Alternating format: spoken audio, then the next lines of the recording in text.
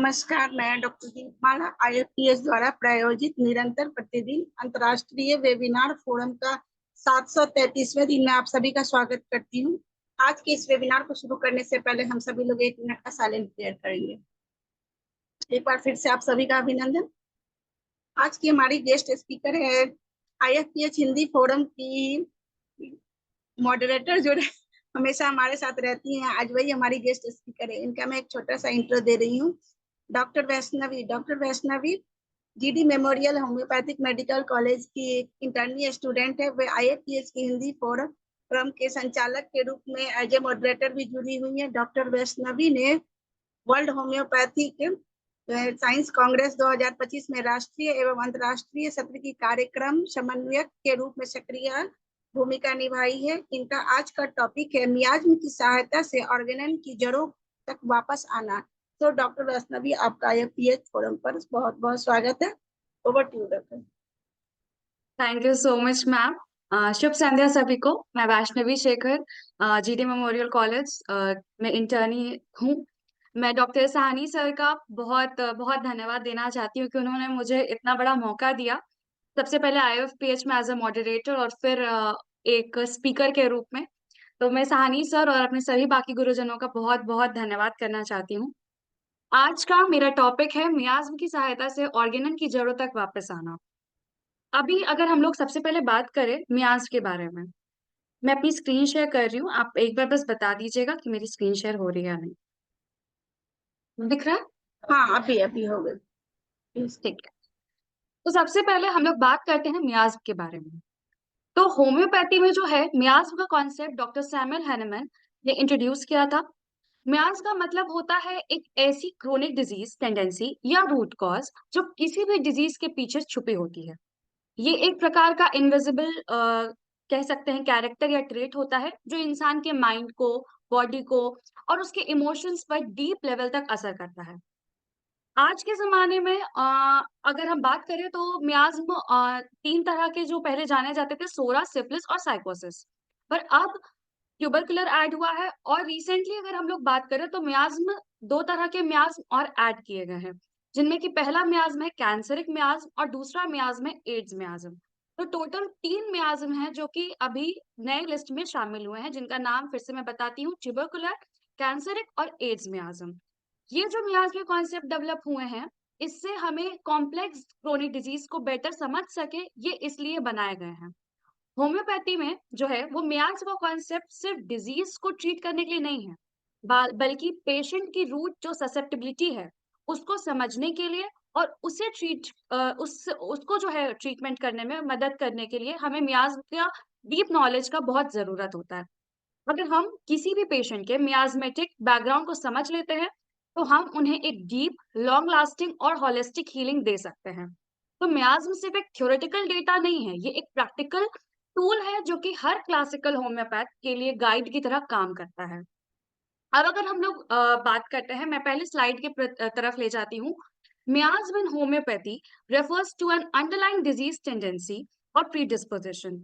अभी मैंने बताया कि मियाज्म जो क्या है, वो किसी भी डिजीज, कोई भी डिजीज हो, उसके जो बेसिक रूट कॉज है, जो अंडरलाइन रूट कॉज है, जो अंडरलाइन उसका डिजीज है, जिसके टेंडेंसी है या प्रीडिस्पोजिशन, जिस वजह से वो डिजीज उस बॉडी में डेवलप हुआ है, उस डिजीज के मैनिफेस्टेशंस उस बॉडी में आए हैं, मियाज्म होम्योपैथी में उस पर्टिकुलर चीज को कहा जाता है।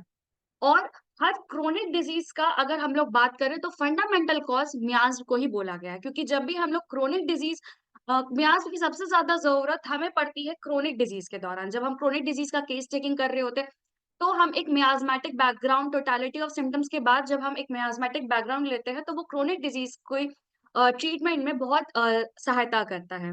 मियाज It was introduced by Dr. Samuel Hahnemann in his book The Chronic Diseases, which was published in the year 1828. Dr. Samuel Hahnemann ने मियाज की चर्चा सबसे पहले अपने बुक में की थी और उस बुक का नाम था द क्रोनिक डिजीजेस, जो कि पब्लिश हुई थी 1828 में।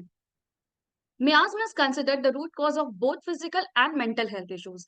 बिल्कुल, क्योंकि मियाज्म फिजिकल और मेंटल, जो जैसे मियाज्म है, सोरा है, सिफिलिस है, साइकोसिस है, ट्यूबरकुलर है, कोई भी मियाज्म हो, ये सिर्फ फिजिकल तौर पे किसी भी पेशेंट को अफेक्ट नहीं करता है, ये मेंटल तौर पे भी करता है। अगर हम लोग सोरा की ही बात कर ले तो वो सिर्फ फिजिकल स्किन पे अफेक्ट नहीं कर रहा है, वो मेंटल भी अफेक्ट करता है। किसी को एंजाइटी, किसी की ओवर सेंसिटिविटी, हाइपर सेंसिटिविटी, इस चीज पे भी ओवर थिंकिंग, ये सारे चीजों पे अफेक्ट कर रहा है। तो कोई भी मियाज्म अगर हो तो वो सिर्फ फिजिकल लेवल या सिर्फ और सिर्फ मेंटल लेवल पे इफेक्ट नहीं करता है, वो both physical as well as mental health issues को एक साथ उसके रूट कॉज के लिए वो जाना जाता है। दे इंडिकेट इनहेरिटेड और acquired tendencies that influence susceptibility to certain diseases. Clearly inherited और acquired भी मियाज्म होते हैं क्लियरली। कभी कुछ मियाज्म्स होते हैं जो बॉडी में सेल्फ खुद से वो बनते हैं, और कुछ जो होते हैं वो अक्वायर्ड होते हैं, वो इनहेरिटेड होते हैं, और उस वजह से भी वो कुछ डिजीजेस के ससेप्टेबिलिटी के लिए रिस्पॉन्सिबल माने जाते हैं। Miasms are passed down through generations. बहुत सारे मियाज्म ऐसे हैं जो कि क्या है, जनरेशन के जनरेशनल मियाज्म होते हैं। फ्रॉम जो उसके पहले भी मैंने डिस्कस किया है, इनहेरिटेड और अक्वायर्ड। तो ये इनहेरिटेड भी हो सकता है या अक्वायर्ड भी हो सकता है। तो अगर वो इनहेरिटेड है, that means it is being passed from generation to generation. Miasms are dynamic, morbific forces that pollute the human organism, leading to unhealthy tendencies and different diseases. तो miasm क्या है? एक डायनेमिक मॉर्बिफिक फोर्स है। ये जो ऐसा एक फोर्स है, मॉर्बिफिक फोर्स है, एक ऐसा पोल्यूटेड फोर्स है जो कि ह्यूमन ऑर्गेनिज्म, जो ह्यूमन बॉडी है, उसको पल्यूट करता है, उसको प्रदूषित करता है। और बॉडी के जब आप बॉडी में किसी भी तरह की किसी भी प्रदूषित चीजों का मैनिफेस्टेशन हो रहा होता है, किसी भी प्रदूषित चीज का एंट्री हो रहा होता है बॉडी में, तो बॉडी में क्या है, ऑटोमेटिकली अगर बहुत लंबे टाइम तक क्रोनिक तरह से अगर वो कंटिन्यूअसली उस बॉडी उस पर्टिकुलर मॉर्बिड एजेंट के प्रति एक्सपोज्ड है या प्री डिस्पोज्ड है, तो क्या होता है कि बॉडी कंटिन्यूअसली एक जब एक्सपोज रहती है तो वो एक अनहेल्दी टेंडेंसी अक्वायर करती है। और अनहेल्दी टेंडेंसीज होते होते फाइनली क्या होता है, बहुत अलग अलग तरह के डिजीजेस हैं जो वो बॉडी में पनपते रहते हैं। तो मियाज्म का ये एक था छोटा सा इंट्रोडक्शन। अब हम लोग आते हैं मियाज्म के सिग्निफिकेंस के बारे में। अब हम लोग आते हैं मियाज्म का सिग्निफिकेंस, कि हम लोग मियाज्म आखिर पढ़ते क्यों हैं, या मियाज्म के बारे में जानने की इच्छा क्यों है, कि वो क्या जरूरत है मियाज्म का होम्योपैथी में। सबसे पहला अगर रीजन हम देखे जाएं, या पहला सिग्निफिकेंस अगर की हम बात करें मियाज्म से रिलेटेड, तो miasm explain why some diseases recur और बिकम क्रॉनिक। क्लियरली सबसे जो मैंने जब मियाज्म का इंट्रोडक्शन दिया तभी मैंने क्लियरली ये बताया कि मियाज्म एक फंडामेंटल रूट कॉज है हर क्रोनिक डिजीज के लिए, ठीक है। तो कोई भी डिजीज अगर क्रोनिक है, किसी भी बॉडी में बहुत लंबे टाइम तक मैनिफेस्टेशन कर रही है, बॉडी में बहुत लंबे टाइम तक वो पनप रही है और वो क्योर नहीं हो रही है, या फिर ऐसा हो रहा है कि बार बार वो डिजीज ठीक होती है फिर आ जाती है। अगर हम लोग कभी कभी स्किन डिजीजेस की ही बात करें, तो बहुत स्किन डिजीजेस ऐसे हैं, for example urticaria, eczema, psoriasis, जो किसी पर्टिकुलर पीरियड में, एक तो कभी कभी 3-4 साल ऐसे रहते हैं कि वो हर एक पर्टिकुलर पीरियड में रियकर कर रहे हैं, पर धीरे धीरे क्या करते हैं कि वो पूरे बॉडी को बुरी तरह से मैनिफेस्ट करके और वो प्रॉपरली उस बॉडी को अक्वायर कर लेते हैं। तो मियाज्म एक बहुत ही बेहतर और कहे कि सटीक जरिया है ये जानने का कि कोई भी जो एक पर्टिकुलर डिजीज है किसी भी पर्टिकुलर इंसान में क्यों या तो रियकर कर रही है, एक बार उसको मेडिसिन दिया गया, मॉडर्न मेडिसिन दिया गया, या फिर किसी भी तरह से उसको ठीक किया गया, फिर वो बॉडी में क्यों आ रही है, या फिर वो कोई भी डिजीज बॉडी में इतने देर तक क्यों है, वो क्योर क्यों नहीं हो पा रही है, क्रॉनिक है यानी कि वो बॉडी में बहुत लंबे टाइम तक है और वो क्योर नहीं हो पा रही है। तो मियाज्म एक बहुत ही बेहतरीन और एक सटीक जरिया है ये इस सवाल का जवाब का, कि why some diseases recur and why some diseases become chronic. ठीक है, नेक्स्ट आते हैं सिग्निफिकेंस मियाज्म के बारे में। दे इंडिकेट इनहेरिटेड और acquired tendencies that influence susceptibility to certain diseases। Clearly ये बात है कि अभी जैसे हम लोग जब केस टेकिंग लेते हैं उसमें पता करते हैं कि पास्ट हिस्ट्री क्या है, फैमिली हिस्ट्री क्या है। तो फैमिली हिस्ट्री और अगर करंट हिस्ट्री देखे जाए, करंट डिजीजेस को देखे जाए, तो उससे भी हम लोग बहुत हद तक ये पता लगा सकते हैं कि मियाज्म अगर इस पेशेंट को ये पर्टिकुलर अगर बीमारी है या कोई भी डिजीज है, कोई भी मॉर्बिडिटी उसके बॉडी में अगर एंटर कर चुकी है और बहुत लंबे टाइम तक के लिए है, तो वो क्या क्रोनिक जब बनी तो वो क्यों बनी, क्यों, क्योंकि क्या वो इनहेरिटेड है, कि वो फ्रॉम जनरेशन टू जनरेशन आ रही है, फ्रॉम मदर टू चाइल्ड है, या फिर वो अक्वायर्ड है। या कि वो एक पर्टिकुलर एनवायरनमेंट के प्रति बहुत लंबे टाइम तक एक्सपोज रहा, जिस वजह से वो पर्टिकुलर डिजीज उस बॉडी में पनप रही है। तो ये भी बहुत बड़ा एक सवाल रहता है कि ये डिजीज आखिर बॉडी में है क्यों। तो इसके लिए भी हमें मियाज की बहुत ज्यादा जरूरत है कि मियाज क्या बताती है कि वो भी जो डिजीजेस है वो इनहेरिटेड है या अक्वायर्ड टेंडेंसीज है, जिस वजह से पेशेंट का ससेप्टिबिलिटी इन्फ्लुएंस हो रहा है। And thirdly, miasms are passed down through generations, making them a part of individual's constitution. So clearly, generation to generation जब miasm pass down हो रहे हैं, तो उससे क्या पता चलता है कि उस पेशेंट का कॉन्स्टिट्यूशन हमें पता करने में बहुत इजी हो जाती है, अगर हम उसका मियाजमेटिक बैकग्राउंड अगर जान जाए। तो मियाज का सिग्निफिकेंस होम्योपैथी में बहुत ही बड़ा है और बहुत ही महत्वपूर्ण है। अब हम लोग आते हैं डिफरेंट मीनिंग्स ऑफ मियाज में। हम कई बुक्स पढ़ते हैं, बहुत तरह के बुक्स हैं और सारे बुक्स में अलग अलग मतलब है मियाज के। उनमें से कुछ बुक्स से बस मैंने एक दो निकाले हैं, जैसे कि डिफरेंट मीनिंग्स ऑफ मियाज। सबसे पहला है पल्यूटिंग एक्सहेलेशंस। पल्यूटिंग एक्सहेलेशंस यानी कि कोई भी ऐसा मटेरियल, कोई भी ऐसा पर्टिकुलर कह सकते हैं मटेरियल हो गया या किसी भी तरह का इन्फ्लुएंस हो गया जो पल्यूटेंट, जो एज अ पल्यूटेंट काम कर रहा हो बॉडी में। पल्यूटेंट यानी कि एक गंदगी, जो कि एज अ गंदगी, जो कि एक पल्यूटिंग एक्सहेलेशन है, जो कि बॉडी को प्रदूषित कर रही है। तो मियाज्म का एक मतलब ये भी समझा जा सकता है कि वो बॉडी को प्रदूषित कर रही है और तब बॉडी में जाकर डिजीज पनप रहे हैं। दूसरा है मलेरियल पॉइजन्स। क्लियरली अगर मियाज्म बहुत ही क्रोनिक है या फिर इनहेरिटेड है और वो बॉडी में बहुत लंबे टाइम तक अगर वो रह रहा है, तो वो एक तरह का पॉइजन जैसा वो बन जाता है। तो इसीलिए कहा गया है कि वो मियाज एक मलेरियल पॉइजन्स है। Thirdly, morbific emanations from putrescent organic matter, animal और vegetable. Clearly ये बात है कि वो कोई भी मॉर्बिफिक इमेनेशन से कि इनहेरिटेड नहीं, कम से कम क्या वो किसी पर्टिकुलर ऑर्गेनिक मैटर से है या किसी एनिमल या किसी पर्टिकुलर वेजिटेबल से वो पर्टिकुलर डिजीज उस बॉडी को मैनिफेस्ट किया है, इन्फेस्ट किया है, और उसके बाद से फिर वो मियाज्म उस बॉडी में वो डिजीज उस बॉडी में डेवलप हुआ है। तो मियाज्म का एक ये भी मतलब है। अभी अगर हम लोग बात करें तो डॉक्टर स्टुअर्ट क्लॉस, जो एक बहुत बड़े होम्योपैथिक स्टॉलवर्ट हैं, वो अपने बुक जीनियस ऑफ होम्योपैथी में कहते हैं कि a miasm is according to Hahnemann and to most of his followers an infecting agent and a cause of disease. So clearly यहाँ पे स्टुअर्ट क्लॉस ने अकॉर्डिंग टू हैनेमैन अपने book the genius of homoeopathy में ये लिखा है कि मियाज क्या है, एक इन्फेक्टिंग एजेंट है जो बॉडी में इन्फेक्ट कर रहा है, और कॉज ऑफ द डिजीज है, यानी कि वो बॉडी में किसी भी डिजीज का सबसे रूट कॉज या सबसे बड़ा जरिया क्या है, मियाज।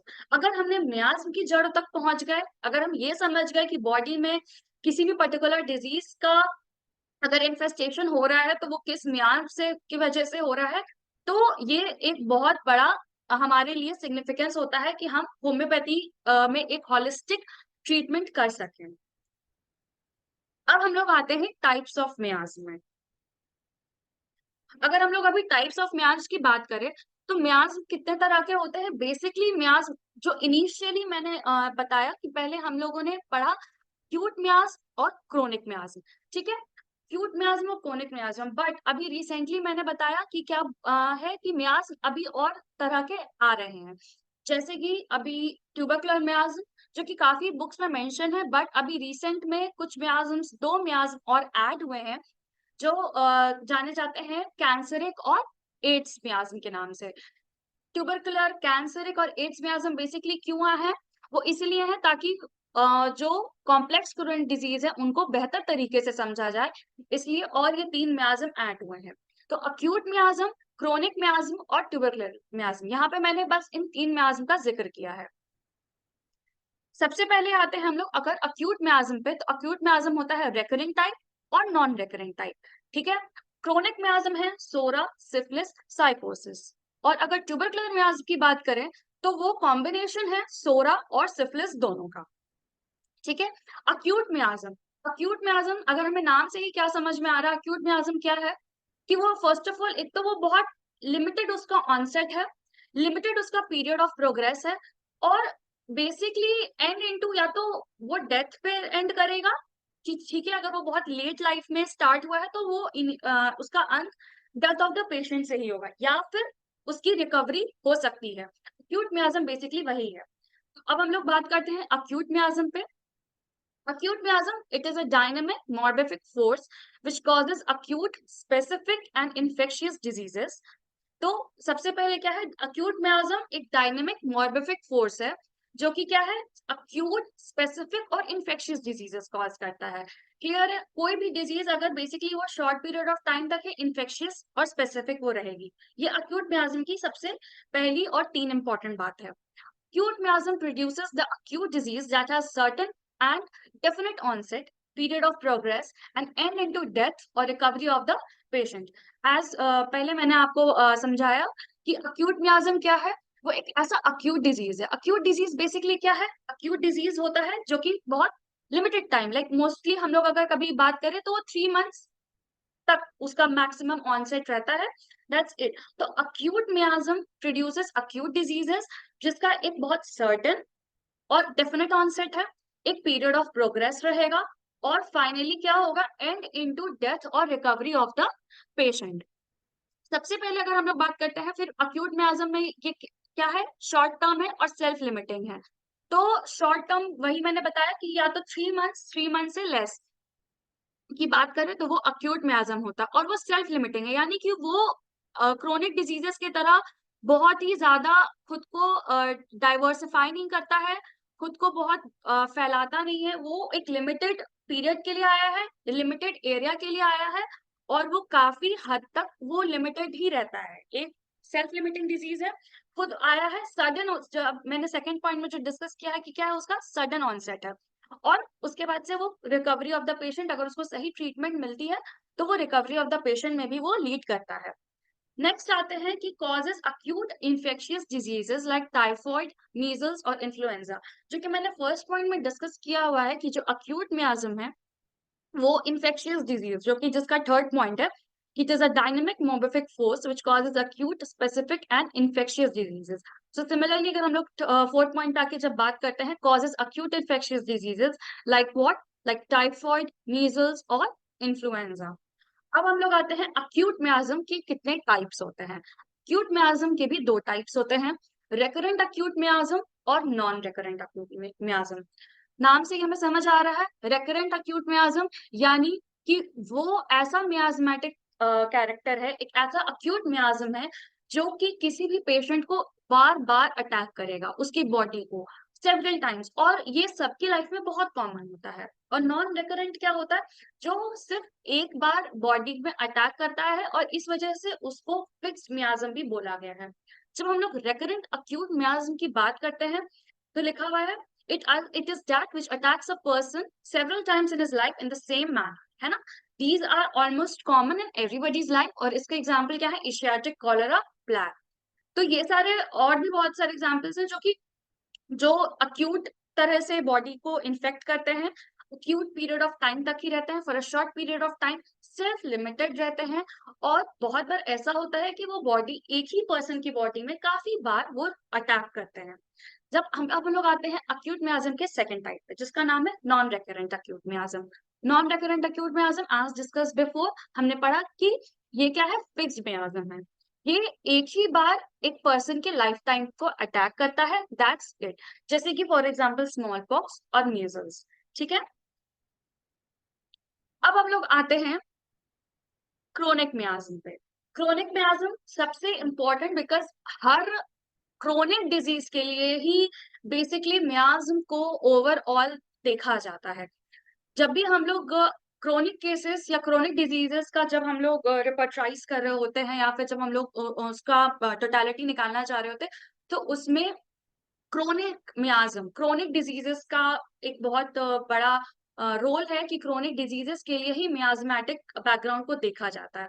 तो सबसे पहला पॉइंट है क्रोनिक मियाज्म के बारे में, it is a true fundamental cause of the disease. Clearly यहाँ पे क्या बोला गया है कि it is a true fundamental cause of the disease. Chronic मियाज्म में कोई भी क्रोनिक डिजीज हो, कोई भी क्रोनिक डिजीज हो, जब वो या तो इनहेरिटेड हो या तो वो अक्वायर्ड हो, ठीक है, तो उसका ट्रू फंडामेंटल कॉज क्या है, क्रोनिक मियाज्म. ठीक है.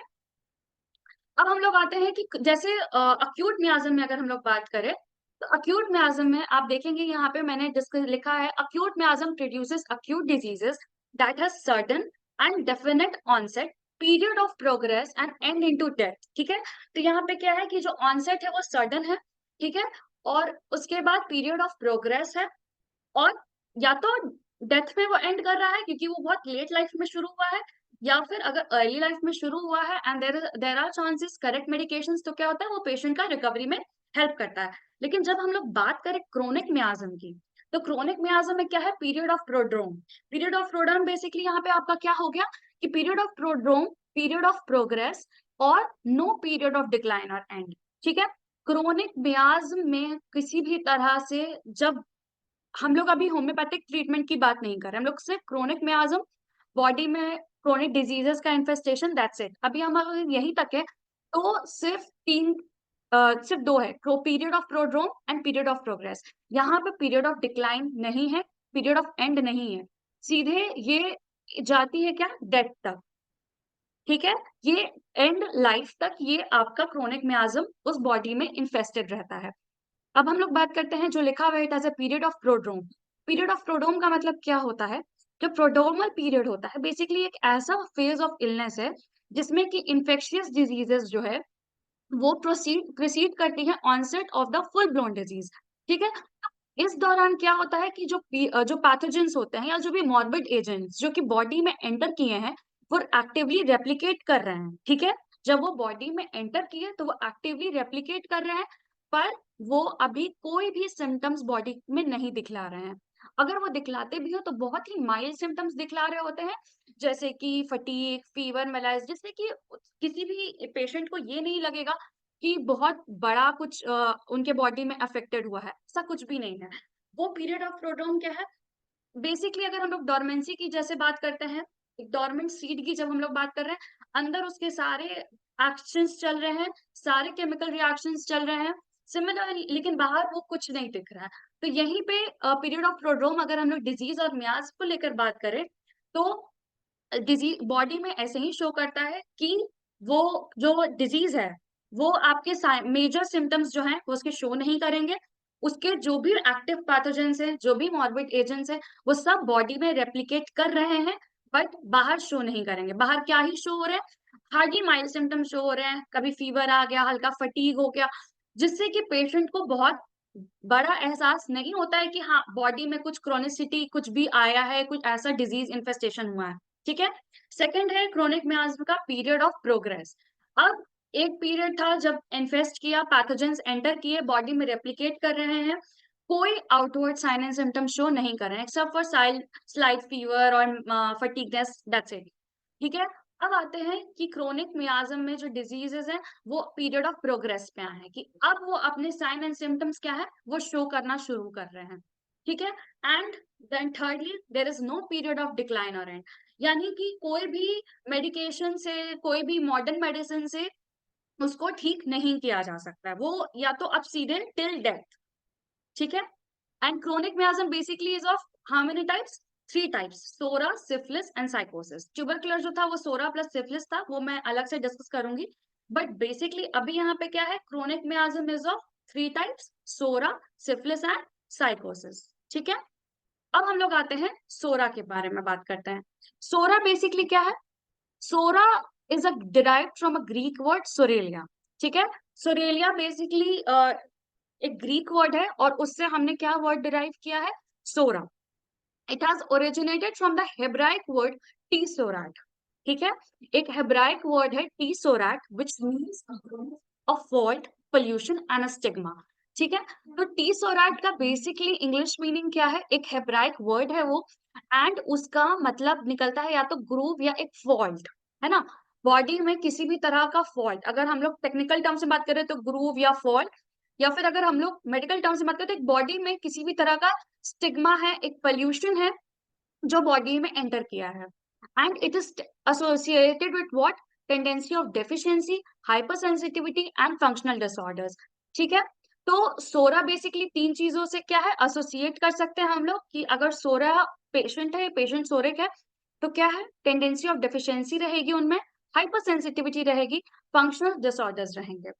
अब अगर हम लोग बात करते हैं सोरा के बारे में, तो सोरा को हैनेमन ने mother of all chronic diseases कहा था, ठीक है। ये एक ऐसी फंडामेंटल मियाज्मेटिक टेंडेंसी है जो हर इंसान में किसी ना किसी फॉर्म में प्रेजेंट होती है। इसका ओरिजिन एक एंशियंट स्किन डिजीज इच या स्कैबीज से माना जाता है, लेकिन इसका इफेक्ट सिर्फ यहाँ तक सीमित नहीं है। जब हम लोग बात करते हैं सोरा की, तो सोरा का इफेक्ट या फिर सोरा का कोई भी सिम्टम, कोई भी जो मैनिफेस्टेशंस है, वो स्किन तक सिर्फ लिमिटेड नहीं है। ठीक है। सोरा का मेन नेचर क्या है, अभी जो हमने डिस्कस किया, डेफिशिएंसी, वीकनेस एंड हाइपरसेंसिटिविटी।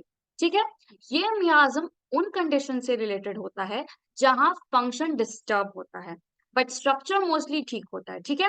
तो स्ट्रक्चर वाइज अगर आप देखेंगे तो वो पेशेंट ठीक रहेगा, बट उसकी फंक्शनिंग जब आप प्रॉपरली उसकी केस चेकिंग करते हैं, जब जब आप जानते हैं उसके सारे डिजीज इन्फेस्टेशंस के बारे में, तब आपको पता चलता है कि इसमें प्रॉब्लम है, इसका फंक्शनल इम्बैलेंस चल रहा है।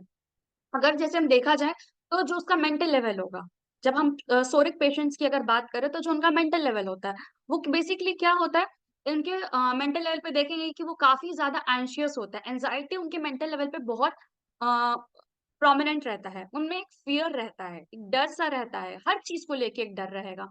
उनमें इंफीरियोरिटी कॉम्प्लेक्स रहती है, भले वो खुद में बहुत अच्छे हो, उनको सब कुछ बहुत अच्छा आता हो, बट स्टिल उनके अंदर एक इंफीरियोरिटी कॉम्प्लेक्स रहेगा कि वो किसी से कम है, उनको कुछ चीजों में नहीं आता है, ये सारी चीजें। उनमें गिल्ट गिल्ट उनमें बहुत ज्यादा रहेगा। मतलब जैसे लोग होते हैं ना कि ठीक है, बुरा किया किया ठीक है, चार व्हाट्सएप स्टेटस लगाएंगे, हाँ बुरे हैं तो है, पर जो सोरिक पेशेंट्स हैं, they are very guilt driven, कि उनको लगता है कि अगर उन्होंने किसी के साथ जरा सा भी गलत कर दी, वो उस चीज को लेके बहुत गिल्टी फील करते हैं। और गिल्ट के साथ अगर वो बहुत गिल्टी फील करे, डेट मीन्स क्या, कि वो बहुत बड़े ओवर थिंकर हैं। तो सोरा का मेंटल ये चार चीजों से बहुत ही प्रोमिनेंट और बहुत ही बेसिक कैरेक्टर है सोरा के मेंटल का, कि वो लोग बहुत ही एंशियस होते हैं, किसी भी छोटी भी चीज को लेके वो लोग बहुत घबराते रहेंगे, फियर रहता है, डर रहता है, किसी भी चीज का, कभी फेलियर का डर रहेगा, कहीं पीछे रह जाने का डर रहेगा, उनमें इंफीरियोरिटी कॉम्प्लेक्स रहेगी, उनको लगेगा कि वो किसी भी चीज में कम है, कोई भी चीज उनको बहुत ज्यादा गिल्ट लगती है, उनको किसी भी चीज को वो जरा सा भी वो कुछ बोल दें किसी को तेज आवाज में भी, तो उनके अंदर एक गिल्ट रहेगी कि मैंने ये चीज क्यों किया। किस और जब ये गिल्ट है, इसका मतलब क्या है कि simultaneously they are in a habit of overthinking, वो कंटिन्यूअसली किसी उस एक ही चीज को वो ओवरथिंकिंग करते रहेंगे। अब हम लोग आते हैं अगर सोरा के फिजिकल लेवल पे बात करते हैं, अगर फिजिकल लेवल पे बात करें तो वो कॉन्स्टिपेटेड रहते हैं। ठीक है। कब उनको कॉन्स्टिपेशन की शिकायत रहेगी, इनडाइजेशन की शिकायत रहेगी, फटीग रहेगा उनके बॉडी में, बहुत जल्दी थक जाएंगे, थोड़ा सा काम and they are tired. Fatigueness एक बहुत ही इंपॉर्टेंट कैरेक्टर है सोरा का। उसके बाद से उनको एलर्जीज रहेगी, जो मैंने बात करी कि हाइपर सेंसिटिविटी, तो बॉडी अगर हाइपर सेंसिटिव है, that means they are allergic to lot of things which are very uncommon. ठीक है। तो बहुत सारी चीजों के प्रति वो उनको एलर्जीज रहेंगी, और स्किन ड्राइनेस रहेगा, उनका जो स्किन टेक्सचर रहेगा वो क्या रहेगा, वो काफी ड्राई रहेगा। ठीक है।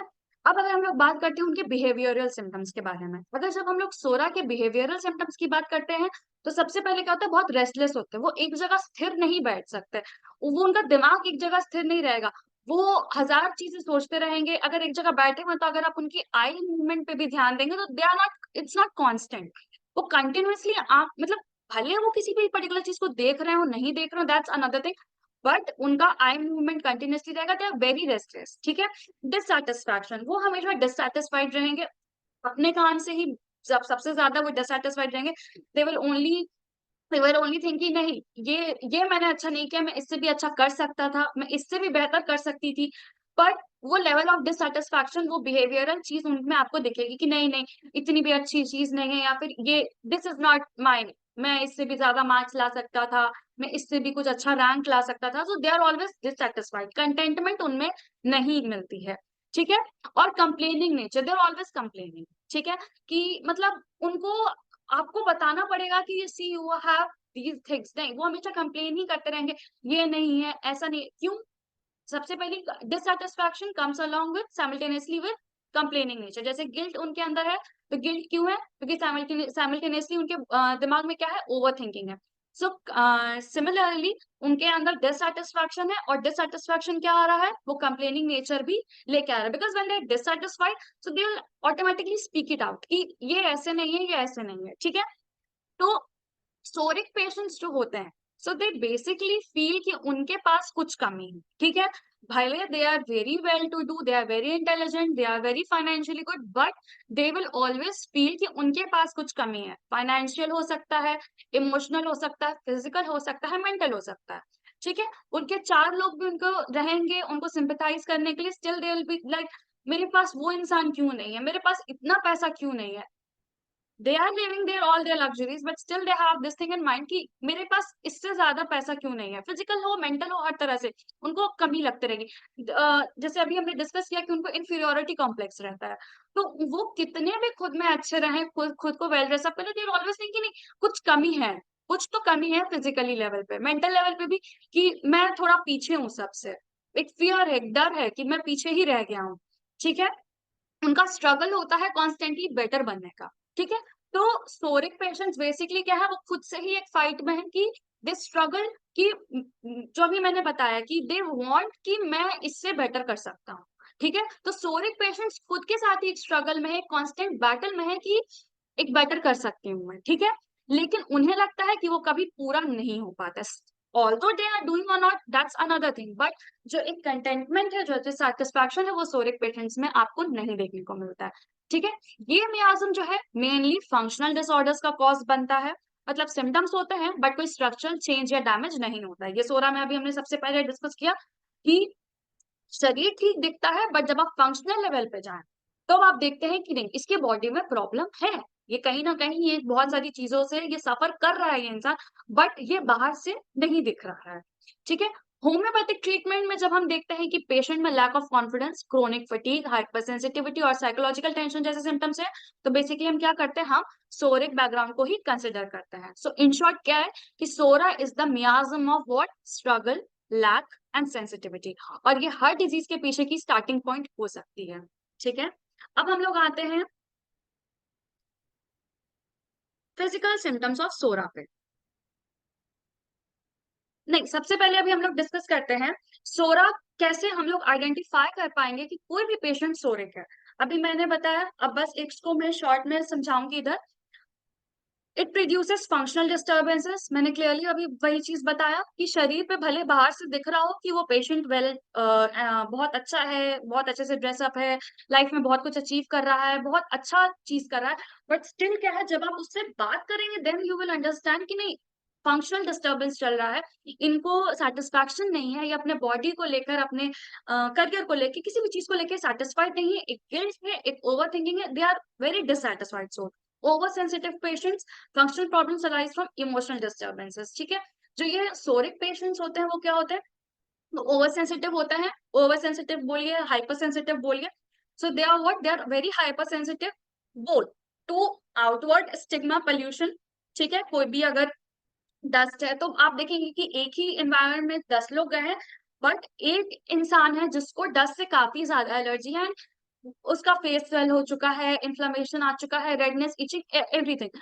तो वहां पे आप देखेंगे कि okay fine, now he is hyper sensitive to what, to dust या टू स्वेट, किसी भी चीज को लेकर, so they are very over sensitive. और इनका जो फंक्शनल प्रॉब्लम है, ये बेसिकली इमोशनल डिस्टर्बेंस, ये इमोशनली जस्ट बिकॉज क्यों, क्योंकि ये बहुत ओवर थिंकिंग करते हैं, ये बहुत गिल्ट में रहते हैं, तो इनका जो इमोशनल डिस्टर्बेंस है वो फाइनली क्या होता है, वो फंक्शनल डिस्टर्बेंस का एक बहुत, फंक्शनल प्रॉब्लम का एक बहुत ही बड़ा रीजन बन जाता है।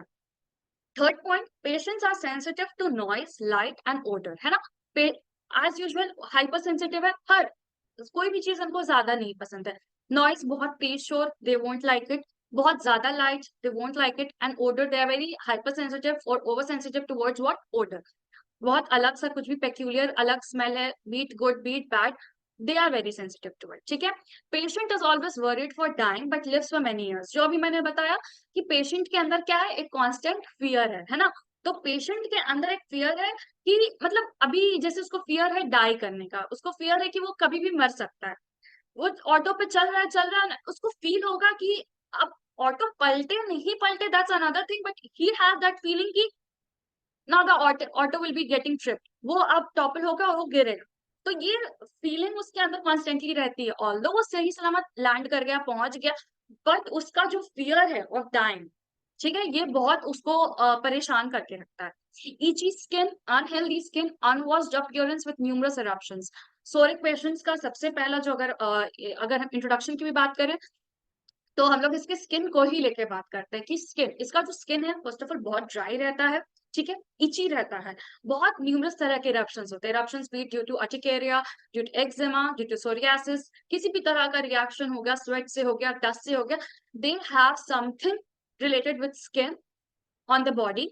और इनका जो अपीयरेंस है ये हमेशा अनवॉश्ड अपीयरेंस रहता है, मतलब एक तरह से कितना भी ये खुद को साफ सुथरा रखें, but they will have that appearance of the body कि ये साफ सुथरा नहीं, दे हैव वेरी अनवॉश्ड अपीयरेंस। और इनका स्किन क्या होता है, बहुत ही अनहेल्दी होता है, मतलब बहुत तरह के इरप्शंस होते हैं, सप्यूरेशंस होते हैं, बहुत न्यूमरस, ठीक है। Voluptuous itching forces the patient to scratch, which relieves him temporarily but is followed by burning on skin, ठीक है।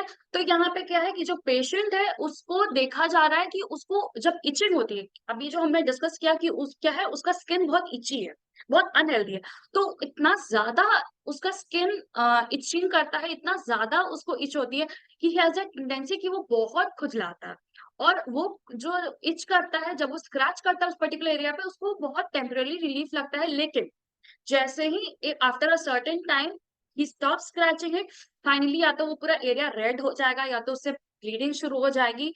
तो वहां पे अब देख रहा है कि अब वहां पे पूरा बर्निंग स्किन हो चुका है, मतलब एकदम वो बर्निंग टेंडेंसी दे रहा है, उसको जलन हो रहा है, ठीक है। तो वो इस लेवल तक उसको खुजली होती है वहां पे कि वो कहीं पे भी हैंड और एनीवेयर जहां पे भी आपका सोरियासिस या फिर एक्जिमा डेवलप कर रहा है, वहां पे ये देखा गया। Always Hungary and bloated abdomen, उसका जो एब्डोमेन है वो हमेशा ब्लोटेड रहेगा, ठीक है, और वो हमेशा हंगरी रहता है, ठीक है। कॉन्स्टिपेशन और मॉर्निंग डायरिया इंडिकेट्स सोरा, ठीक है। तो कॉन्स्टिपेशन अभी हमने इसके पहले भी डिस्कस किया था कि सोरा क्या है, कॉन्स्टिपेशन है, इनडाइजेशन एक काफी हद तक उसका एक कैरेक्टरिस्टिक फीचर भी माना गया है सोरा का। Morning diarrhoea, psora, standing is the worst position for psoric patient, clearly. तो सोरिक पेशेंट क्या है, वो ज्यादा देर तक दे डोंट लाइक स्टैंडिंग, उनको बैठने की जगह चाहिए, they I like standing is the worst position, sun में धूप में कहीं पे भी, बट दे वांट कि मैं बैठ, ठीक है।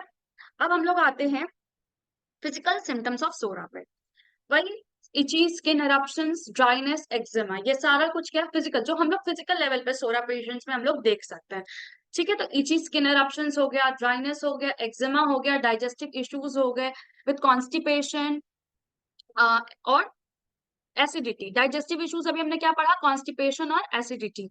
उसके बाद से respiratory issues such as asthma and bronchitis, ठीक है। तो कुछ पेशेंट्स हैं जो कि सोरिक है और वो क्या है, उनमें एस्थमा या ब्रोंकाइटिस दिखता है। अब हम लोग आते हैं मेंटल सिम्टम्स ऑफ सोरा पे।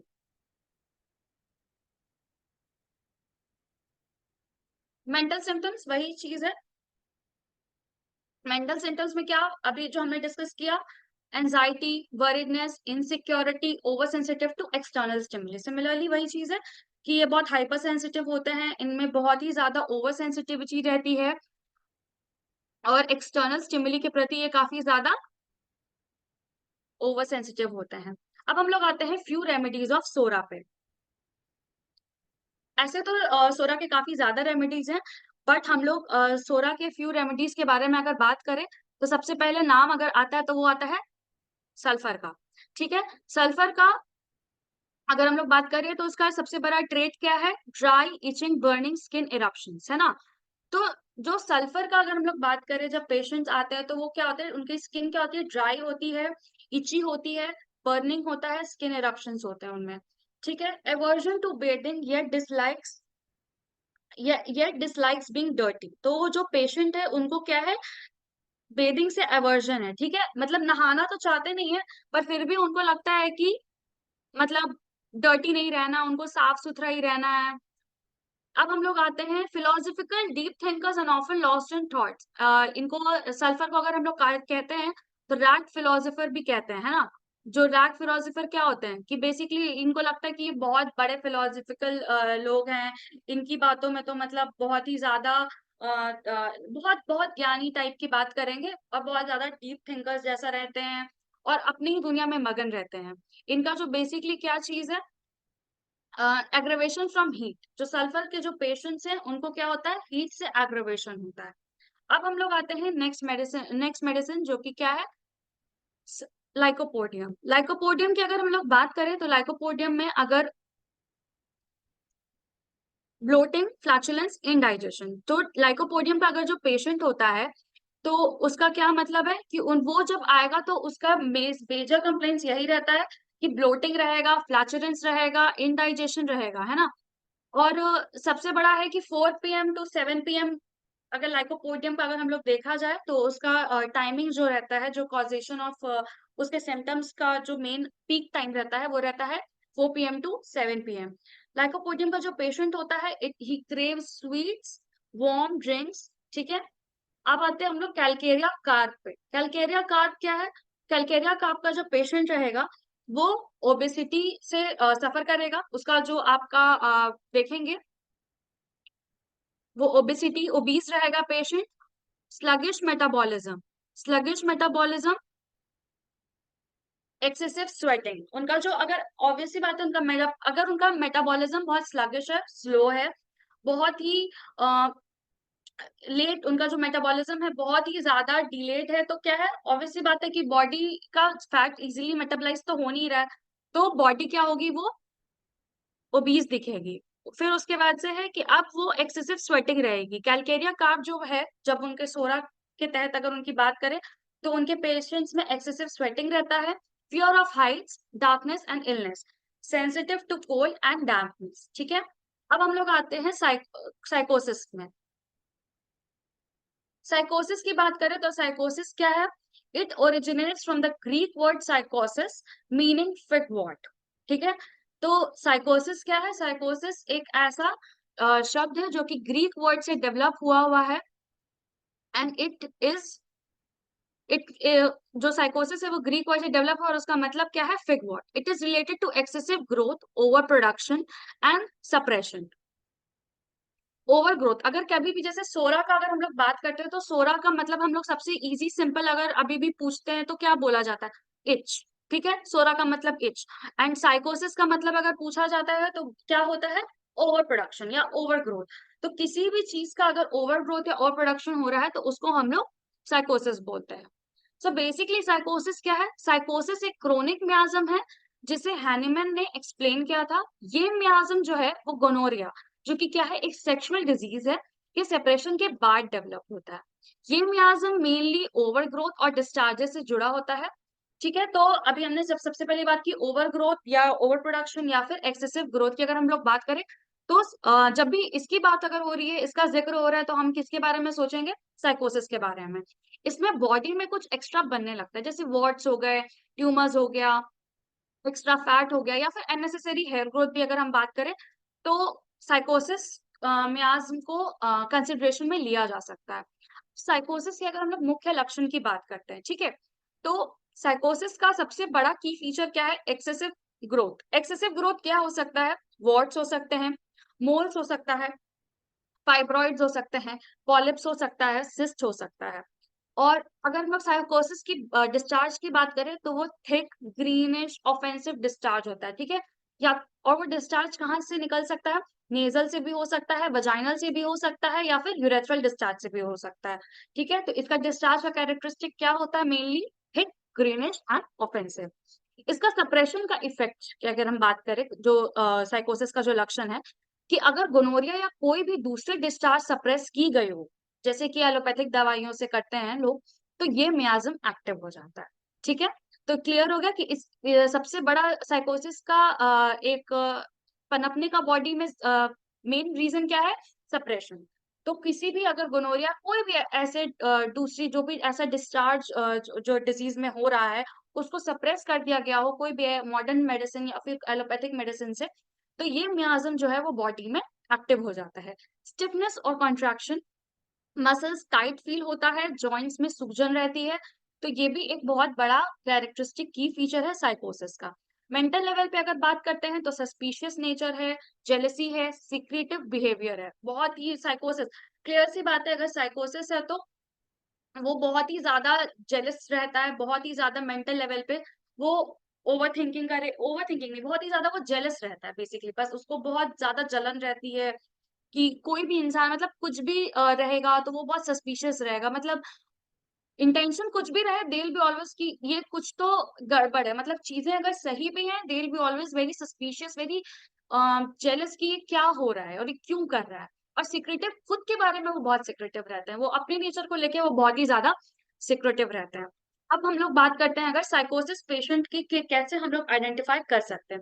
सो साइकोसिस पेशेंट बेसिकली कैसे आइडेंटिफाई कर सकते हैं, अगर हम लोग मेंटल लेवल पे बात करें तो suspicious, irritable, jealous, cruel person, है ना? बहुत ही ज़्यादा सस्पिशियस रहेंगे। मतलब आपका इंटेंशन कुछ भी हो, आप कोई भी इंटेंशन से उनके लिए कुछ कर रहे हो, but still they will be very suspicious कि नहीं, यहाँ पे कुछ तो गड़बड़ है।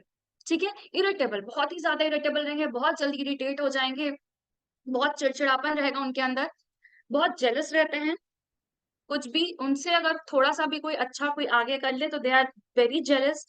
क्रूअल पर्सन रहेंगे, ऑब्वियस सी बात है कि अगर वो सस्पिशियस हैं, जेलस हैं, तो वो कुछ तो क्रुएल्टी वाला वो चीज़ फिर करेंगे। They are very cruel either by words और देयर एक्शंस, ठीक है? साइकोटिक डिजीजेस जो है have proliferation and infiltration of the tissues. जो अभी मैंने बात किया कि या तो बोन्स में ओवर ग्रोथ हो जाता है, ट्यूमर्स हो जाते हैं। So basically tissues, uterine fibroid, ये सारा कुछ क्या है, ये एक तरह का ओवर ग्रोथ है ना? ट्यूमर हो गया, फाइब्रॉइड्स हो गए, पॉलिप्स हो गए, सिस्ट हो गए, ये सब क्या सेल्स का ओवर ग्रोथ है। सो बेसिकली क्या है, तो वहाँ पे ओवर ग्रोथ हो रहा है तो टिश्यूज का ओवर ग्रोथ हो रहा है, सेल्स का ओवर ग्रोथ हो रहा है। अगर इंटरनल बॉडी की अगर हम लोग बात करें तो sycotic diseases are proliferation and infiltration of tissues, slow recovery of all complaints. तो जो साइकोटिक पेशेंट्स हैं उनके जो भी कंप्लेंट्स होते हैं वो बहुत ही स्लोली रिकवर करते हैं। वॉटी ग्रोथ एंड काउटी कॉन्क्रीशंस, जो इनके एक्सटर्नली अगर हम बात करें तो जैसे इंटरनली बात कर रहे थे तो साइकोटिक डिजीज है proliferation and infiltration of tissues.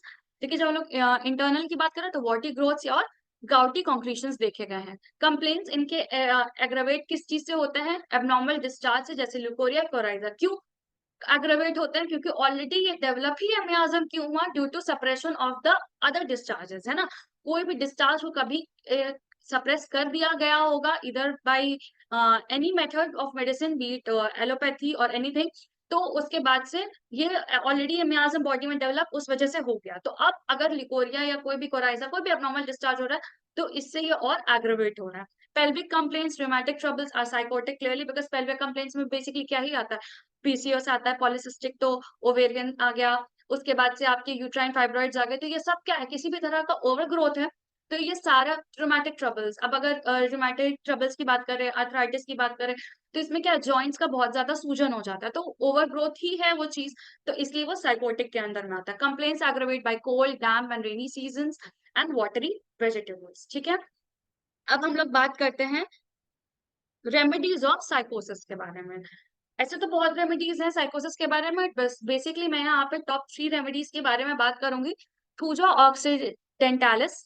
Thuja basically उसको वॉर्ड्स जब होता है, स्किन ग्रोथ्स होती हैं, तो हम लोग थूजा सबसे पहले माइंड में आता है हमारे। नेक्स्ट मेडिसिन है हमारा मेडोराइनम। मेडोराइनम क्या है, वो सप्रेस गोनोरिया और साइकोटिक मैनिफेस्टेशंस के लिए दिया जाता है। नाट्रम सल्फ बेसिकली लिवर और रूमेटिक कंडीशंस के लिए कंसिडर किया जाता है। अब हम लोग आते हैं सिफिलिस के बारे में। सिफिलिस जो है वो एसोसिएटेड है, जैसे साइकोसिस था ओवरग्रोथ, सोरा था इच, और सिफिलिस क्या है, डिजेनरेशन या डिस्ट्रक्शन के बारे में, ठीक है? It is associated with degeneration, destruction, and ulceration. The primary manifestation of syphilis is chancre, hence it is also known as chancre miasm. Dr. Hahnemann warns the physician from using the external treatments because it drives the miasm deeper and deeper, causing irrecoverable damage to the internal parts. It is linked to chronic syphilitic infectious or diseases with a destructive tendency. So syphilis यहाँ पे basically ये बोला गया है कि जो doctor Hahnemann है वो वार्न करते हैं फिजिशियन को किसी भी तरह का एक्सटर्नल ट्रीटमेंट यूज करने से, जो भी हम लोग एक्सटर्नल ऑइंटमेंट लगा रहे होते हैं, बिकॉज अगर किसी भी तरह का कोई भी डिस्ट्रक्शन है, अल्सरेशन है बॉडी पे, और हम लोग उसको ऑइंटमेंट लगाकर अगर हम लोग उसको क्योर करना चाह रहे हैं, तो वो क्योर परमानेंट नहीं है, वो बस आपने एक outer layer of the skin से आपने उस पर्टिकुलर चीज को, आपको लगा है कि आपने उस चीज को रिमूव कर दिया, बट एक्चुअल में वो और डीपर डीपर सप्यूरेट होते जा रहा है और वो इनरिकवरेबल डैमेज इंटरनल पार्ट्स में दे रहा है। सो बेसिकली सिफिलिस एक क्रोनिक और कॉन्टेजियस डिजीज है, कॉन्टेजियस, जो कि ट्रेपोनीमा पैलेडियम नाम के बैक्टीरिया से होता है। ठीक है, ये सबसे पहले अगर सिफिलिस की अगर हम बात करें, जो कि नॉर्मल बात किया जाता है, और जब हम लोग नॉर्मल मेडिकल टर्म में बात करें, बट अगर होम्योपैथी में बात करते हैं तो होम्योपैथी में हैनेमैन ने सिफिलिस को एक क्रोनिक मियाज्म के रूप में डिस्क्राइब किया है, और इसको कैसा मियाज्म बताया गया है, डिस्ट्रक्टिव मियाज्म। ठीक है, नाउ सिफिलिस जो मियाज्म है, जो भी सिफिलिटिक मियाज्म है, इसकी जो खास बातें हैं वो मैं कुछ खास बातें आपसे डिस्कस करती हूँ। इसमें सबसे पहला है कि बॉडी के जो टिश्यूज है, जो बोन्स हैं, उनका डिजेनरेशन, जो विनाश जिसको बोला जाता है, उसके लिए सिफिलिटिक मियाज्म बैकग्राउंड में होता है, तभी किसी बॉडी का टिश्यूज या बोन्स अगर डिजेनरेट हो रहा है, अल्सरेशंस हो रहा है, बोन पेन्स हो रहा है, नेजल बोन कोलैप्स हो रहा है, परफोरेशंस हो रहा है, इन सब के पीछे कौन सा मियाज्म रिस्पॉन्सिबल है, सिफिलिस। नाउ सिम्टम्स मोस्टली अगर देखे जाए पेशेंट्स के, जब भी सिफिलिस के अगर पेशेंट्स आएंगे तो उनके जो सिम्टम्स हैं वो रात में ज्यादा बढ़ते हैं। मेंटल लेवल पे अगर हम लोग बात करें तो सिफिलिस में आपको देखा जाएगा कि होपलेसनेस है, सुसाइडल थॉट्स है, डिस्ट्रक्टिव बिहेवियर है। मेंटल लेवल पे जैसे 16 के पेशेंट्स ओवर सेंसिटिव थे, इनके पेशेंट्स जो जो सिफिलिस के पेशेंट्स हैं वो क्या है, वो होपलेसनेस है, उनमें कोई उम्मीद नहीं बची है, दे आर वेरी लाइक ठीक है जो चल रहा है चलने दो, बिकॉज दे आर ऑलरेडी, जब हम लोग बात करते हैं डिजेनरेशन डिस्ट्रक्शन, तो क्लियर सी बात है कि they are never going for something better, they always like कि ठीक है अब क्या ही हो सकता है, अब कुछ नहीं हो सकता, so they are very, first of all they are very low spirited, एक बहुत ही होपलेसनेस रहता है उनमें, एक डिस्ट्रक्टिव बिहेवियर ही रहेगा, कुछ अच्छा करने का खुद के लिए या किसी और के लिए उनमें ये थॉट आ ही नहीं सकता है। ठीक है, वो मतलब बस उनमें सुसाइडल थॉट्स रहेंगे हमेशा, मतलब फुल ऑफ नेगेटिविटी खुद के लिए, because they are very hopeless. At least sycosis है कि वो जेलस है, क्रूएल है, वो दूसरों के बारे में गलत सोच रहा है, वो उन लोग से जल रहा है, वो उन लोग के प्रोग्रेस से जल रहा है, मे बी शायद उस वजह से वो थोड़ा बेटर भी कर रहे हैं, बट जो सिफिलिटिक पेशेंट है वो ऐसा कुछ नहीं करता है, वो एकदम होपलेस है, उसको किसी भी तरह से कोई भी मतलब नहीं है, वो डिस्ट्रक्शन खुद का ही, वो सबसे सेल्फ डिस्ट्रक्शन का वो सबसे बड़ा रीजन उसका माइंड है, और उसमें कंटिन्यूअसली सुसाइडल थॉट्स आते रहते हैं। तो सिफिलिटिक पेशेंट्स है इस तरह से, और हेरिडिटरी सिफिलिस अगर हम लोग देखा जाए, क्योंकि अगर मैं बात की कि मियाज्म क्या है, हेरिडिटरी भी हो सकता है और अक्वायर्ड भी हो सकता है, तो अगर हम लोग हेरिडिटरी मियाज्म की बात करें, हेरिडिटरी सिफिलिस की बात करें, तो ये क्या है कि बचपन से ही आप देखेंगे कि डिफॉर्मिटीज रहेंगे इनमें। ठीक है, अब हम लोग आते हैं कि हम लोग कैसे सिफिलिस को आइडेंटिफाई करेंगे, कि कोई भी पेशेंट का मियाज्म जो है वो सिफिलिटिक मियाज्म है। सबसे पहले हम लोग देखेंगे कि उनके टिश्यूज में अल्सरेशन है, डिस्ट्रक्शन है, और जब भी ऐसा कुछ देखा जाए कि टिश्यूज का अल्सरेशन और डिस्ट्रक्शन है, तो उनमें हम देखेंगे कि सिफिलिटिक मियाज्म सबसे बड़ा इंडिकेटेड रहेगा मियाज्म। ठीक है, वो पेशेंट्स क्या रहते हैं, बहुत साइलेंट टाइप्स के पेशेंट रहते हैं, इम्पल्सिव रहता है, मतलब बहुत ही ज्यादा अलग, डल, स्टूपिड, स्टबन, मेलांकोलिक, डल, बहुत ही उदासीन, बहुत ही मतलब बहुत ऑफ माइंडेड रहेंगे, स्टूपिड, दिमाग बिल्कुल काम नहीं करेगा, होपलेस जैसा रहेंगे, स्टबन, ढीठ, स्टबन का मतलब क्या होता है, ढीठ, उनको मतलब आप लाख सोचिए कि आप उनको डांट के डपट के समझा कर किसी भी तरह से आप उनको मोटिवेट कीजिए, या आपको उनके मेंटल लेवल पे आप उनको थोड़ा सुधार कीजिए, they will not be affected even to the slightest. ठीक है, वो बहुत ही स्टबन होते हैं, मेलांकोलिक पेशेंट बहुत सैड रहते हैं, पूरा दिन उदास रहते हैं, अपनी उदासी को ठीक करने का कुछ करे या ना करे, बट वो पूरा दिन डल और मेलांकोलिक, तो एकदम मतलब बस वो पूरा दिन उदास ही रहेंगे। Fixed ideas without any reason, clear सी बात है, उनको कुछ भी आप समझाते रहिए, कितना भी आप उनको बोलते रहिए, उनको दे विल नॉट बी अफेक्टेड। ठीक है, उनका एक फिक्स्ड आइडिया है, ये ऐसे ही होगा, ये इतना ही हो सकता है, मैं इसी लायक हूँ, that's it. So they have a very fixed idea without any reason, किसी भी चीज को लेके एक फिक्स्ड उनका आइडिया रहेगा। ठीक है, जैसे सो रहा है कि वो एटलीस्ट थोड़ा फिलोसॉफिकल बातें करता है, वो 4 तरह की बातें सोच भी सकता है, बट जो सिफिलिस है they have very fixed ideas. ठीक है, डिप्रेस्ड है, things is useless in the society and commit suicide at once, clearly ये बात हमने डिस्कस किया था कि वो काफी डिप्रेस्ड रहता है, वो डिप्रेस्ड रहता है, और वो सोचता है कि वो एकदम यूजलेस है, ना वो खुद के किसी काम आ रहा है, ना सोसाइटी के प्रति उसका कोई कंट्रीब्यूशन रहा है, तो इसलिए वो मतलब अचानक से वो क्या करेगा, वो सुसाइड कर लेगा, बिकॉज सुसाइडल थॉट्स तो कॉन्टिन्यूसली उसके माइंड में आ रहे थे। और बोनी पेन्स एंड डिफॉर्मिटीज, तो ये भी देखा गया है कि जो सिफिलिटिक पेशेंट्स हैं, ऑब्वियसली बात है बोनी पेन्स अगर रहेंगे, रुमेटाइड अर्थराइटिस की अगर बात करें या कोई भी डिफॉर्मिटीज की बात करें, तो ओवर ग्रोथ है, अल्सरेशन है, तो ऑब्वियसली बात है कि वहां पे क्या होगा, उनमें देखा जाएगा सिफिलिटिक पेशेंट का pains aggravate from cooling, night anxiety and at summer. ठीक है, तो इनके जो पेन्स हैं वो क्या है, रात में बहुत ज्यादा बढ़ते हैं, ये हमने पहले भी डिस्कस किया था, कूल से बहुत ज्यादा बढ़ता है। एंजाइटी ज्यादा अगर ये बहुत सोचने लग जाए, क्योंकि ऐसे तो सोचना इनकी हैबिट में है नहीं, है ना, ये बहुत ही डल है, बहुत स्टबन है, तो अगर ये बहुत ज्यादा सोचने लगेंगे तो इनकी तकलीफें बढ़ जाती हैं। और एट समर, तो ये है सिफिलिटिक पेशेंट्स का आइडेंटिफिकेशन, कि आप कैसे उनको आइडेंटिफाई कर पाए। बात करते हैं अगर रेमेडीज ऑफ सिफिलिस के बारे में। एज यूजुअल बहुत सारे रेमेडीज हैं, बट इनमें से मैंने सिर्फ टॉप 3 रेमेडीज लिए हैं।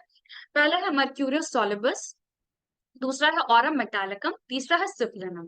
ठीक है, अब हम लोग अगर बात करें मर्क्यूरियस सॉलिबस की, तो वो सिफिलिटिक अल्सर्स, ग्लैंडुलर अफेक्शंस अगर पेशेंट्स लेके आ रहे हैं, तो हम लोग इस मेडिसिन को इंडिकेट कर सकते हैं। ऑरम मेटालिकम के जो पेशेंट्स हैं, वो बेसिकली क्या है, उनका अगर माइंड देखा जाए तो वो डीप सीटेड डिप्रेशन रहता है उनमें, और उनमें बहुत कंटिन्यूसली सुसाइडल टेंडेंसीज रहती है। सिफिलिनम की बात करें तो फॉर इनहेरिटेड और अक्वायर्ड सिफिलिटिक मियाज्म सिम्टम्स। ठीक है, तो कोई भी इनहेरिटेड या अक्वायर्ड सिफिलिटिक मियाज्म जो भी सिम्टम्स हैं, अगर उनमें बहुत ज्यादा टोटालिटी के बाद आ रहे हैं, तो वो सिफिलिनम हम लोग प्रिस्क्राइब कर सकते हैं। So that's it, thank you so much. ये मेरा फर्स्ट प्रेजेंटेशन था, so all the suggestions as well as सबको सारे भी सजेशंस बहुत ही ज्यादा मेरे लिए मोस्ट वेलकम्ड है। मैं बहुत ही थैंकफुल हूँ डॉक्टर सहानी का, सबसे पहले कि उन्होंने मुझे ये मौका दिया है, बहुत बड़ा मौका है मेरे लिए, बहुत नया मौका है, एक मॉडरेटर से एक स्पीकर बनने का सफर। तो मैं बस आई होप कि मेरा प्रेजेंटेशन सबको अच्छा लगा हो, और अगर कोई भी सजेशन या कुछ भी ऐसा रहा हो तो प्लीज आप लोग कमेंट सेक्शन में लिखिए। Thank you doctor Vaishnavi. सबसे पहले तो मैं आपको बहुत बहुत बधाई दूंगी कि आपने अपना सेशन बहुत ही अच्छे से प्रेजेंट किया, और जैसा कि आपने बताया कि एज ए मॉडरेटर मैं एज आप स्पीकर भी बन गई हैं, तो कांग्रेचुलेसन, बहुत ही अच्छा आपका प्रेजेंटेशन रहा, और आपने मियाज को बहुत ही क्लियरली एक्सप्लेन भी किया है और समझाया भी है। थैंक यू और सो मच मैम। हम सबों को ना मियाज का कंसेप्ट बिल्कुल क्लियर होना चाहिए, और बहुत हद तक आपने इसको आज अपने, आपकी एक छोटी सी कोशिश रही है जिसमें आपने बहुत ही अच्छे से एक्सप्लेन भी किया है। So well done, keep it up, thank you. हाँ, मैं एक चीज इसमें ऐड करना चाहूंगी कि आपने अभी सिफिलिटिक के मियाज्म के बारे में जो बताया कि फिक्स्ड आइडिया जो थे, तो इसमें मैं एक चीज ऐड करना चाहूंगी कि सिफिलिटिक मियाज्म तो होते ही हैं, साथ में साइकोटिक मियाज्म के भी जो होते हैं ना, वो भी फिक्स्ड आइडियाज वाले होते हैं। Just for example thuja, thuja patient ना हमेशा उसके फिक्स्ड आइडियाज होते हैं। मैंने एक सेमिनार में ही एक केस को सर को प्रेजेंट करते हुए देखा था, वहीं से इस चीज को मैंने सीखा है कि साइकोटिक स्पेशली थूजा पेशेंट, उनके भी मियाज में जो होते हैं ना, बिल्कुल फिक्स्ड आइडियाज होते हैं। सो बस मैं यही चीजें ऐड करना चाहूंगी। बाकी overall thank you so presentation much आपका मैम, बहुत ही अच्छा ये था। पॉइंट मैं याद रखूंगी कि साइकोटिक में भी फिक्स्ड मियाज्म होता है। मैंने भी इसे एक सेमिनार से, दिल्ली में ही सेमिनार में अटेंड करके इस चीज को सीखा है, इसलिए मैंने यहाँ इसे ऐड किया है। और किन्हीं का कोई क्वेश्चन हो तो आप काइंडली हैंड रेज कर सकते हैं, या चैट बॉक्स में भी टाइप कर सकते हैं। हमारे पास ओनली 2 मिनट्स बचे हुए हैं। क्वेश्चन तो है नहीं हमारे पास, लास्ट के 1 मिनट बचे हुए हैं। कोई नहीं डॉक्टर वैष्णवी, ऐसे ही अपना एक्सपीरियंस एज ए मॉडरेटर के साथ साथ इस प्लेटफॉर्म को हम लोगों को मिला है कुछ न कुछ, एज ए स्पीकर भी अपना एक्सपीरियंस इस प्लेटफॉर्म पे हमेशा अपना एक्सपीरियंस शेयर करने का। सो अगली बार भी आप भी ऐसे ही आइए और कुछ न कुछ नया टॉपिक के साथ अपना एक्सपीरियंस इस प्लेटफॉर्म पे जरूर शेयर करें। सो अब हमारा हिंदी सेशन खत्म थैंक हो यू, रहा है और थैंक यू, स्टार्ट होने थैंक जा यू, रहा है। Thank thank you you. So much ma'am. Ram प्रवेश शाह सर, हमारे पास ओनली 1 मिनट्स बचे हैं। हाँ, थैंक यू वैष्णवी शेखर, बहुत अच्छा बताए। लेकिन 3 चीज, म्याज का 3 चीज है: psora sycotic syphilis, king of antipsoric remedy thuja, queen of antipsoric remedy psorinum, king of anti sycotic remedy thuja, sulphur king of anti जो है psoric remedy sulphur, king of anti sycotic remedy thuja, और queen of anti sycotic remedy medorrhinum, king of anti syphilitic remedy merc sol, और queen of anti syphilitic remedy syphilinum. Very very thanks जो है वैष्णवी, बहुत अच्छा जवाब दी। और जो है देयर आर हर मियाज का 2 symptom, subjective symptom and objective symptom. Psora का सब्जेक्टिव सिम्टम एंड साइकोटिक का सब्जेक्टिव सिम्टम, ऑब्जेक्टिव सिम्टम, इस तरह से हर मियाज का 2 सिम्टम है। Very very thanks again presentation, बहुत अच्छा प्रेजेंटेशन। जीडी में पढ़ी है। हेलो, यस सर, जीडी में यस पढ़ी है। Sir, yes sir. अच्छा सर जीडी में हम जीडी में प्रोफेसर है फार्मेसी डिपार्टमेंट। ठीक ओके। अब now it's time to English session, sir. Over to you, sir. Dr. Manoj, sir.